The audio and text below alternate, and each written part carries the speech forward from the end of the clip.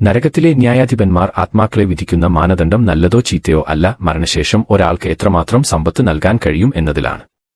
സമ്പന്നർ ധാരാളം നിധികൾ വാഗ്ദാനം ചെയ്യുന്നു, അങ്ങനെ നിത്യജീവിതത്തിനുള്ള അവകാശം നേടുക. പക്ഷേ ദരിദ്രർക്ക് നൽകാൻ ഒന്നുമില്ല, അവർ കഠിനമായി ശിക്ഷിക്കപ്പെടും. 3 സാമ്രാജ്യങ്ങളുടെയും അധിപൻ ഇതിൽ ശ്രദ്ധ ചെലുത്തുന്നുമില്ല.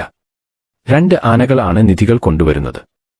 പക്ഷേ ഇത്തവണ ഒരു കള്ളൻ നുഴഞ്ഞു കയറി. അവന്റെ ലക്ഷ്യം നിധിയല്ല, മറിച്ച് അധികാരത്തിന്റെ കണ്ണായിരുന്നു. ആദ്യ പരിശോധനയിൽ തന്നെ ഡിസൈൻ ഡ്രോയിംഗുകളിലൂടെ കള്ളൻ പഴുതുകൾ കണ്ടെത്തി.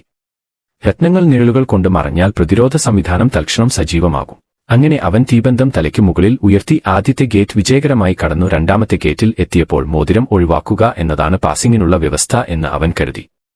പക്ഷേ അപ്രതീക്ഷിതമായി കെണി തുറന്നു. മോതിരം പ്രതിമയുടെ പാദങ്ങളുടെ അടിസ്ഥാന ഗുണത്തെ സൂചിപ്പിക്കുന്നുവെന്ന് മനസ്സിലായി. 2ാം ഘട്ടം ഒരു സംഭവമില്ലാതെ കടന്നുപോകുന്നു. എന്നിരുന്നാലും ഡിസൈൻ ഡ്രോയിംഗുകളിൽ 3ാം ഗേറ്റിനെക്കുറിച്ചുള്ള ഒരു വിവരവും ഇല്ല. അവൻ സ്വന്തം ഉത്തരവാദിത്തത്തിൽ മാത്രമേ മുന്നോട്ടു പോകുന്നു.